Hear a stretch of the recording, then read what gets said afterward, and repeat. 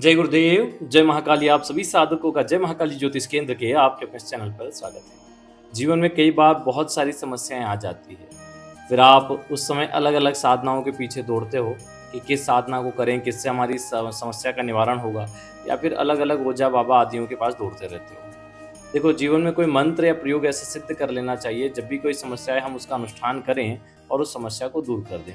कई लोग ऐसे हैं जो बहुत पुराने साधक हैं, लेकिन उन्होंने बहुत सारी चीज़ों को करने के बजाय किए उन्होंने बहुत सारी चीज़ें, लेकिन मुख्य रूप से उन्होंने एक आधो ऐसे प्रयोग सिद्ध करके रखे हैं कि समय आने पर वो उसका 7 दिवसीय या 11 दिवसीय अनुष्ठान कर लेते और बड़ी-बड़ी समस्याओं को हटा देते हैं। उन्हीं में से एक है भैरव चेटक मंत्र प्रयोग, जिसके माध्यम से आप कभी भी किसी भी दिक्कत को हटा सकते हैं उस मंत्र को प्रयोग से। बहुत छोटा सा, साधारण सा दिखने वाला यह प्रयोग चमत्कारिक रिजल्ट देता है अपने आप में। प्रयोग को दें उससे पहले पर्यावरण के प्रति सभी को अपनी जिम्मेदारी निभाना चाहिए।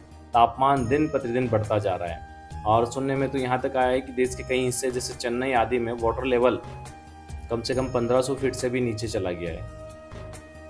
पूरे विश्व में से कई जगह है जिन्हें शहर के शहर सूखे घोषित कर दिए हैं, पानी नहीं है। जहाँ पर जल संवर्धन नहीं हो रहा है, वाटर लेवल लगातार गिरता जा रहा है। आज की स्थिति में देखो, जहाँ भीषण गर्मी होनी थी वहाँ बाढ़ हो रही है, जहाँ पर बाढ़ें आती थी वहाँ पर भीषण गर्मी चल रही है। अब सोचो, अभी ये हालत है तो आगे क्या होगी अगर हमने इसी साल से जागना शुरू नहीं किया। एंड टाइम पे तो पेड़ पौधे भी आप नहीं लगा पाओगे, पीने के लिए पानी ले लेगा, उनको कहाँ से दोगे? तो पेड़ पौधों को बचाना बहुत जरूरी है। सिर्फ बचाना नहीं, नए पेड़ पौधे लगाना भी जरूरी है। इसी संबंध में जो यहाँ से गुरु दीक्षा प्रदान की जाती है उसमें एक ही वचन लिया जाता है, किसी प्रकार का कोई शुल्क नहीं लिया जाता, निःशुल्क गुरु दीक्षा दी जाती है और एक ही वचन लिया जाता है कि आप 5 पौधे प्रतिवर्ष लगाओगे, कम से कम 5 वर्ष तक। आजीवन लगाओ तो बहुत अच्छा, नहीं तो 5 वर्ष में कम से कम 25 पौधे तैयार कर दो। इतने बड़े तैयार कर दो कि वो वृक्ष बन जाए, बस इतना ही। तो पेड़ों के प्रति अपने जिम्मेदारी को समझिए और पेड़ लगाने की ओर अग्रसर हो जाइए। नहीं तो जिन धन संपदा को कमा रहे हो, जिनके लिए इकट्ठी कर रहे हो, वो उस चीज़ का कभी उपयोग ही नहीं कर पाएंगे। वो धन संपदा पानी खरीदने में ही चली जाएगी, हवा खरीदने में ही चली जाएगी, हवा को ठंडी करने में ही चली जाएगी। इसलिए अपने जिम्मेदारी को समझो। दुनिया क्या करती है उससे मतलब नहीं है। वृक्षों पर, वृक्षों की सेवा पर ध्यान दो। कम से कम 25 पौधे तैयार करो। कम से कम एक ऐसा काम जीवन में कि ईश्वर अगर पूछे कि तुमने क्या किया तो ये तो बता सकते हो कि 25 पौधे तैयार किए। हमने कहीं सुना था, एक वृक्ष 10 पुत्र समान। तुमने 25 पुत्र रूपी वृक्ष लगा दिए हैं। अब 25 वृक्ष लगाएं तो 250 बच्चों के बराबर हो गए।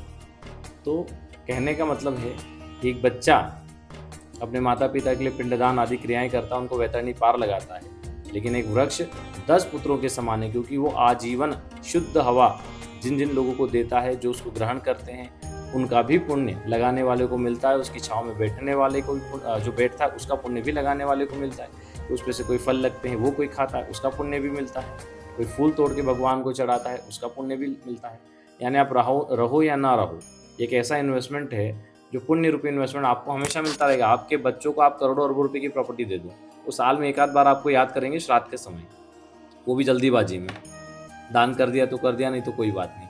लेकिन वृक्ष ऐसा है जो प्रति क्षण आपको पुण्य अर्जित करके देगा। इसीलिए एक वृक्ष को 10 पुत्र के समान कहा गया है। अवश्य लगाइए, जाग जाइए। चलिए आगे बढ़ते हैं। कैसे करना है इस प्रयोग को? इस प्रयोग को आप रविवार से शुरू करें। सिद्ध करने के लिए रविवार से शुरू करें, प्रयोग के लिए शनिवार से। तो पहले इसको सिद्ध करना होता है। 21 दिन का प्रयोग है, 20 माला प्रतिदिन की जाती है, तो ये सिद्ध हो जाता है। कैसे करना है? काले वस्त्र आसन हो, उत्तर या पूर्व मुखी बैठना है, बाजू पर एक काला कपड़ा बिछा ले और भैरव जी का चित्र स्थापित करना है और अपना पवित्रीकरण आचमन करके एक तिल का तेल का दीपक प्रज्वलित करें। हाथ में जल लेके संकल्प ले कि हे भैरव जी, मैं आपके चेटक मंत्र को सिद्ध करने जा रहा हूँ, जिसके प्रभाव से मेरे सर्व कार्य सिद्ध हो जाएं। ऐसा बोल के जल छोड़ दें और 1 माला गणेश मंत्र, 4 माला गुरु मंत्र। पहले गुरु पूजन कर लें, गणेश पूजन कर लें, भैरव पूजन कर लें। भैरव जी को निमित्त 2 लड्डू लगाएं, उन पे लौंग रख दें। बाद में उनको आपको उठा के किसी पेड़ के नीचे रखाना है, ग्रहण नहीं करना है। और उसके बाद आपको 1 माला गणेश मंत्र, 4 माला गुरु मंत्र और 20 माला भैरव चेटक मंत्र का प्रयोग करना है।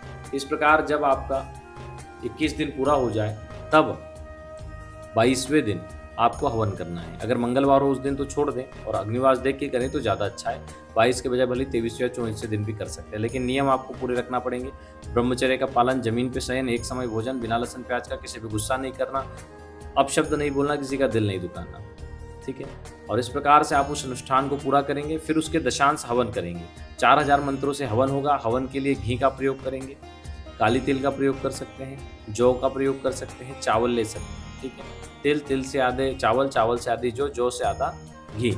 इस प्रकार से कई लोगों को पता नहीं होता, अपने मन माफिक सामग्री मिलाते हैं, उसका दोष लगता है, ध्यान रखना, और पाप भी लगता है। इसीलिए हवन के ज़्यादातर लोगों को लाभ नहीं होते। बहुत से लोगों को फ़ोन आते हैं, गुरुजी हम ये हवन करना चाहते हैं। हम पूछते हैं कि विधि पता है? बोलते हैं हाँ पता है। हम बोलते हैं चलो सामग्री को कैसे मिलाते हैं बताओ। वो बताते हैं गुरुजी पहले ये डाल दो फिर वो डाल दो। हम बोलते कितनी? तो बोला गुरुजी वो नहीं पता।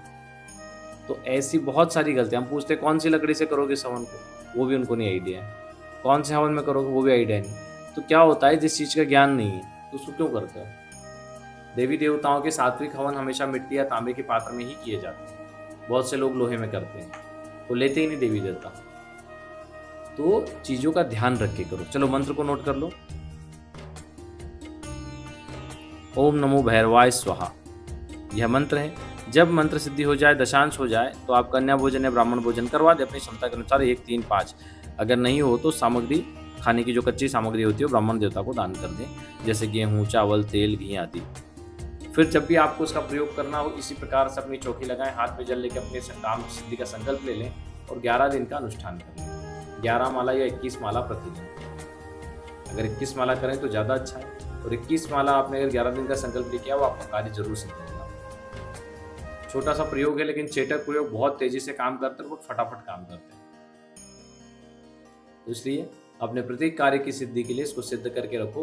कोई भी कार्य आ सकता है, कोई घर में बीमार हो गया, कोई बाधा आ गई, कोई शत्रु बाधा आ गई, तो कैसे निपटोगे?